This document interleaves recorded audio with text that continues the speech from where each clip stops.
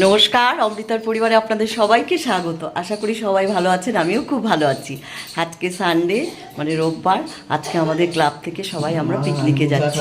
আমরা সব পরিবারে যাচ্ছি, দাদা দিদি বাবাই, ওর বাবা, আমি সবাই মানে রেডি হয়ে নিয়েছি। এই যে আমি, দিদি রেডি হয়ে নিয়েছে, বাবাই মোজা পরছে, আর এই যে আমার বুচুকে মানে কুটুসকে খাইয়ে একদম ঢেকে ঠেকে রেখে গেলাম। গোপাল ঠাকুর দিয়ে দিয়েছি, গোপালও একা একা থাকবে আজকে, আমরা সবাই পিকনিকে যাচ্ছি। আমি এই শাড়িটা পরেছি। চলুন আবার পিকনিকে গিয়ে দেখা হবে, বাসেও আনন্দ হবে, সব কিছু আপনাদের সঙ্গে শেয়ার করব আজকে।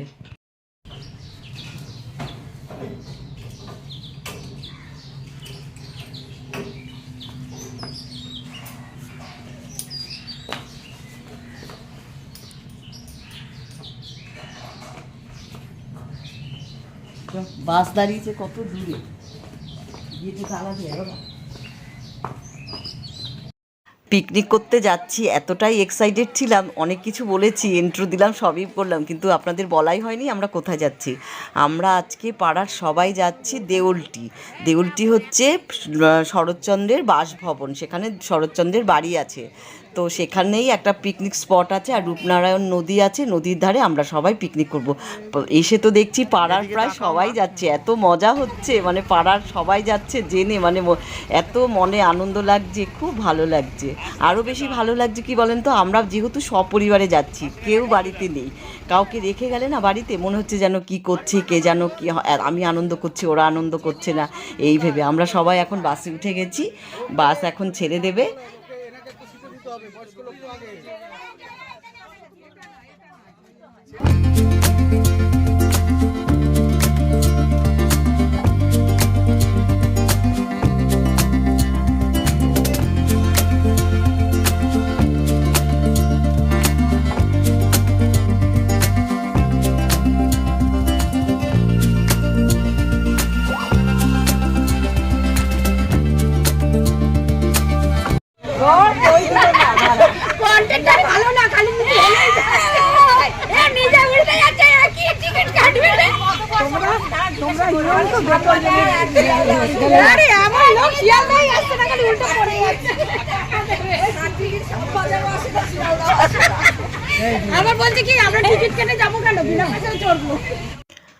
আমরা সবাই চলে এসেছি শরৎচন্দ্র চট্টোপাধ্যায়ের বাড়িতে। ঢুকতেই যেন গাটা কেমন লাগছে, মানে যার উপন্যাস পড়ে এতটা বয়স হলো, কি ভালো লাগছে, সবাই মিলে ঢুকছে আর যেন কি ভালো লাগছে। চারিদিকটা গাছ গাছালি, ফুলের বাগান, খুব সুন্দর সাজানো গোছানো, মনে হচ্ছে যেন এই বাড়িতে এখনও সেই মানে মানে মানুষ বাস করছে সেখানে, কিন্তু আদৌ সে কবে মারা গেছে শরৎচন্দ্র চট্টোপাধ্যায়, তিনি এখন আর আমাদের মধ্যে নেই, তবুও মনে হচ্ছে যেন তিনি এই বাড়িতেই আছেন, তার ছোঁয়া এখনও আছে। অবশ্যই আছে, তার বাড়ি ঘর এত সুন্দরভাবে সাজানো, তার ঘর দৌড়, সে তো এই বাড়িঘর ব্যবহার করতো, ভালো তো লাগছেই, কিন্তু দেখুন মানে এই যে রক্ষণাবেক্ষণ করে যারা, তারা দুজন গাইড আছে, গাইড আমাদের সব কিছু বুঝিয়ে দিচ্ছে। দোতলা মানে আমি কোনো দিনও মানে মাটির দোতলা দেখিনি, এই প্রথম আমি মাটির দোতলার ভেতরে ঢুকছি। খাম মানে কাঠের খাম, যেগুলো হচ্ছে মানে টনচিপ সিমেন্ট বালি দিয়ে খাম দিয়ে পিলার, আমরা আস্তে আস্তে সব ঘরগুলো ঘুরে ঘুরে দেখছি। যেখানে উনি মারা গেছেন তার ভস্মচিতা মানে সমাধিস্থল, সব কিছু এখানে এত সুন্দর গুছিয়ে রেখেছে। পেছনে পুরো বাঁশ গাছ, চারিদিকে জঙ্গল হলে কী হবে, মনটা যেন স্নিগ্ধতায় ভরে যাচ্ছে।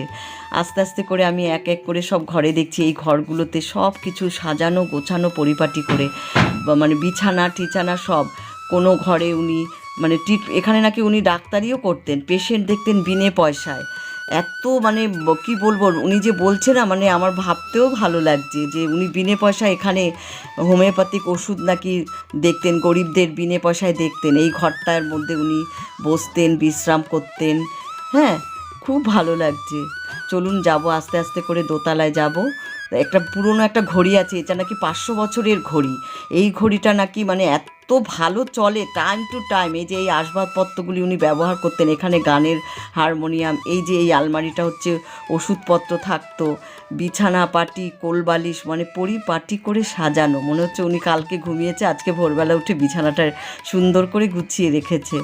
কি ভালো লাগছে বলুন। এগুলো রক্ষণাবেক্ষণ করা মানে কত একটা দায়িত্বের কাজ আমাদের, সেই কত মানে আনন্দের কথা এটা। এগুলোকে রক্ষণাবেক্ষণ তো করতেই হবে। এরা আমাদের একজন মানে কি বলবো খুবই গুরুত্বপূর্ণ ব্যক্তি, খুবই মানে আমাদের কাছে ঐতিহাসিক ব্যক্তিই বলা চলে। যদিও এটা ওনার পৈতৃক ভিটা না, মানে জন্মস্থান না এখানে ওনার, উনি হচ্ছে জীবনের শেষ কয়েকটা বছর এখানে মানে শেষের দিকটাই পুরোটাই উনি এখানে কাটিয়েছেন, গাইডরা যা বললেন।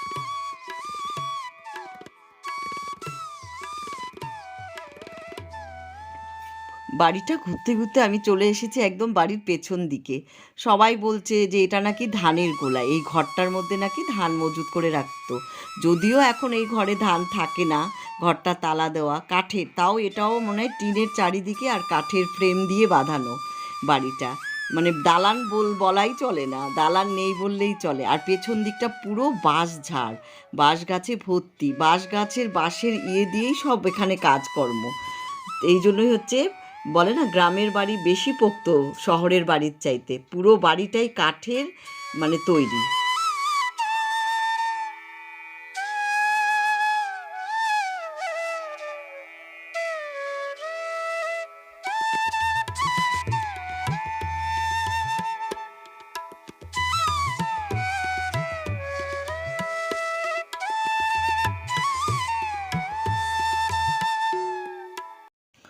শরৎচন্দ্র চট্টোপাধ্যায়ের বাড়ি দেখার পর এবার চলে যাচ্ছি আমরা যেখানে পিকনিকের স্পটটা, মানে আমাদের পাড়ার সবাই যেখানে রাঁধুনিরা জলখাবার তৈরি করছে তাঁবুটা নিয়ে, সেখানে যাচ্ছি। আমরা তো অনেকটা পরে যাচ্ছি, ওরা যে কোথায় তাঁবুটা নিয়েছে আমরা ঠিক বুঝতে পারছি না। অনেকেই ওখানে অনেক জায়গা থেকে পিকনিক করতে এসছে।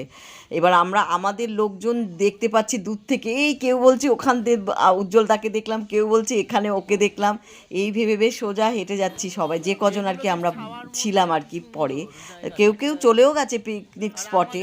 এটা হচ্ছে ঠিক রূপনারায়ণ নদীর ধারেই এই পিকনিক স্পটটা। নদীটা যদিও একটু শুকিয়ে এসছে, ওই অতটা জল নেই নদীতে, ওই নদীটার পাশেই বেশ সুন্দর সুন্দর কিছু কিছু জায়গা আছে, মাঠের মতো দুব্বা দেওয়া, কোনোটা মাটির মধ্যে, অনেক জায়গা থেকে দেখছি পিকনিক করতে এসছে, খুব ভালোও লাগছে। কেউ কাউকে চেনে না অথচ সবাই এসছে। যে দেখুন এদের সঙ্গে কিন্তু আমাদের কোনো পরিচিত নাই, অনেক জায়গা থেকে এসছে, অনেক ক্লাব থেকে এসছে, অনেক পাড়া থেকে এসছে, সবাই এনজয় করছে। এটাই তো একটা আনন্দের সময়, শীতকালটা এটাই একটা আনন্দ। আবার এটা কি হয় বর্ষাকালে এটার মধ্যে আবার ধান চাষ হয় এই জমিগুলোর মধ্যে। এখানে যেমন আমরা এখন পিকনিক করছি, এগুলো হচ্ছে বললো বর্ষাকালে, তারপরে গ্রীষ্মকালে নানান রকম চাষ। দেখুন বন্ধু, আমরা চলে এসেছি পিকনিক স্পটে। এটা হচ্ছে রূপনারায়ণ নদী, প্রায় শুকিয়ে এসছে, অতটা মানে জল নেই, জানি না এখন ভাটা না জোয়ার। ওই দিকটা পুরো চর পড়ে গেছে, অনেক লোক এসছে পিকনিক করতে, বাপরে বাপ। আমাদের ডলফিন এখানে, তাই ডলফিনও আছে? হ্যাঁ ডলফিন দেখছিলাম। ওই আমাদের ওই দেখো এখানে রাজা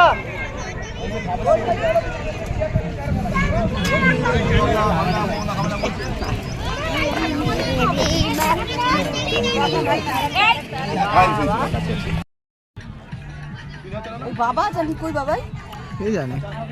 হ্যালো বন্ধুরা, আমরা এখানে সবাই চা খাচ্ছি, পৌঁছে এই যে দেখুন আমাদের চা নেবে না।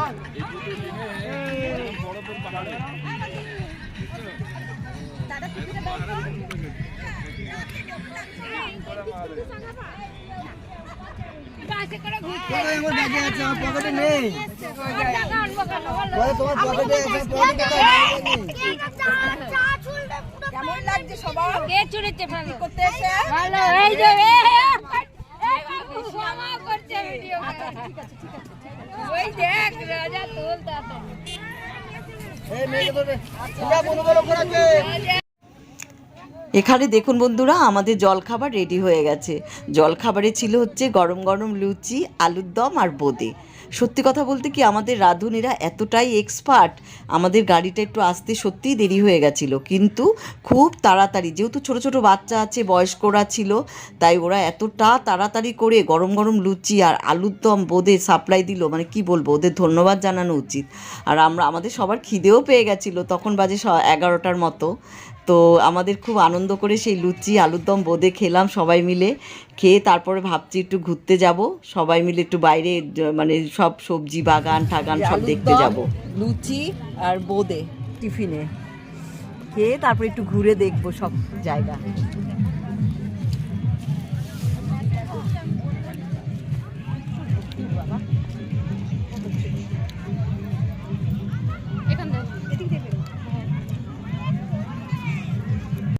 দেখুন, এই প্রথম মানে আমি এরকম নদীর কাছে আছি, আমি এরকম কাছে কখনো নদীতে যাইনি। এবার পিকনিকে এসে খুব মজা হচ্ছে নদীর সামনে। ওই যে নৌকাগুলো দেখুন, ওগুলো হচ্ছে মাছ ধরে নৌকাগুলো করে। আমরা জিজ্ঞাসা করলাম আমাদের একটু চড়াবেন, বলছে না, হবে না।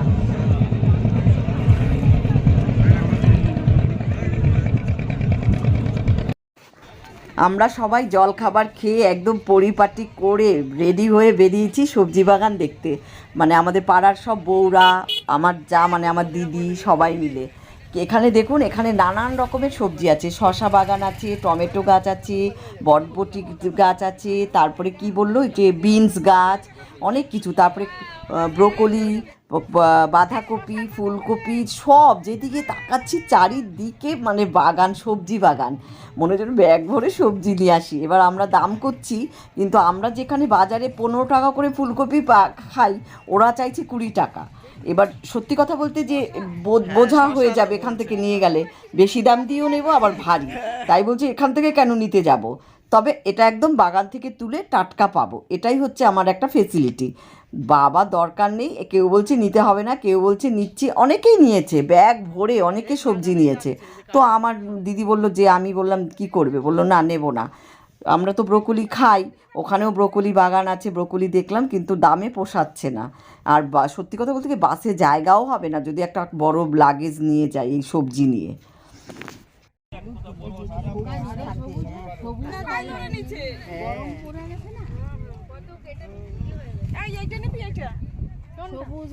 আমি জানি না ভালো কোনটা সেটা দেওয়া। সবুজ সবুজ এইখানে বড় আছে, এই বড় আছে। ব্রোকলি এই যে এখানে অনেক বড় বড়, এই দেখো, এই দেখো, এইটা ভালো, এইটা ভালো। বড় বড়। হ্যাঁ এই সবুজ আছে এটা। হ্যালো, বড়টাতে সবুজ। এখানে চাষের এখানে কি বড়? হ্যাঁ, এইটাই এরা বলছে। এইটা দাও, এইটা।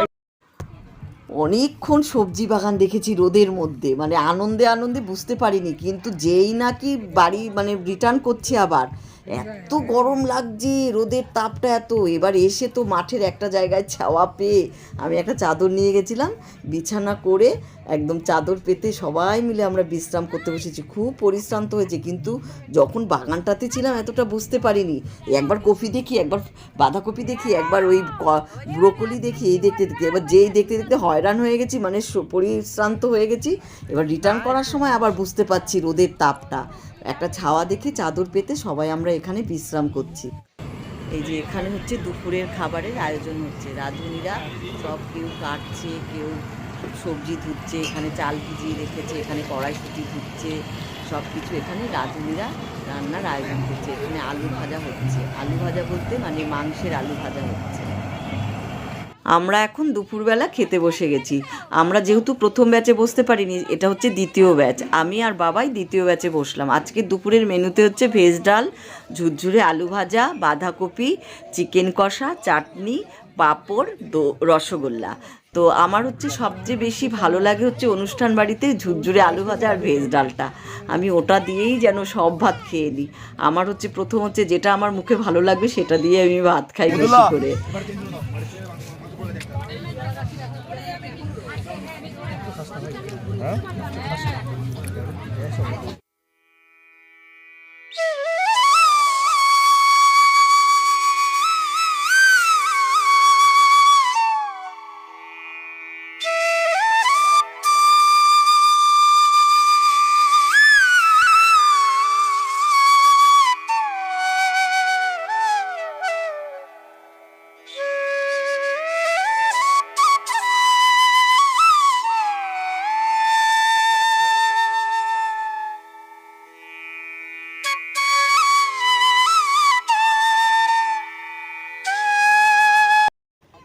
সারাদিন পিকনিকে আমরা কেমন এনজয় করলাম সবই আপনাদের সঙ্গে শেয়ার করলাম।